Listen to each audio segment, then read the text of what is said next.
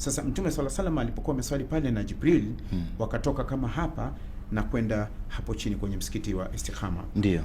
Pale walisimama kwenye jiwe. Lile jiwe walilosimama juu ilikuwa kama vile jiwe. Sawa? Na halikuwa na pango. Wakati Rasulullah na Jibril wanaruka, lile jiwe liling'oka na lenyewe. Allahu akbar. Allahu aalam, sijui liling'oka vipi. Wanasema wanachuoni, farakazahu Jibrilu biaqibihi wa fi riwaya biqadami. Jibril akalipiga kwa unyayo wake, akaambia innaka lam tud'a au innaki lam tud'a, wewe hujaalikwa. Tunapata fundisho gani hapa? Kumbe lile jiwe nalikuwa linaruka na liling'oka kutoka ardhini, likang'oka, likali linamfuata Mtume na Jibril. Limeng'oka size kutoka kama hapa kwenye zulia studio mpaka kufika kama hapo juu ya dari. Jibril akalipiga kwa mguu, akamwambia hujaitwa. Fundisho lake ni kwamba usiende kwenye ukumbi kama hujapewa kadi. Sawa.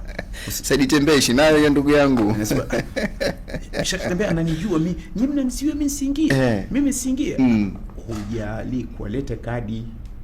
Kwa hiyo sasa lilipopigwa na mguu na jiwe halikurudi chini Hafidh. Moja kwa hajafika chini moja kwa moja. Na yani lilikataa kurudi. Lilikuwa limeshang'oka toka chini. Ndio. Mpaka pale. Hapa chini pako free. Hivi kama unavyoona studio. Na zimewekwa ngazi sehemu mbili. Kuna ngazi za kushuka na ngazi ya kupanda.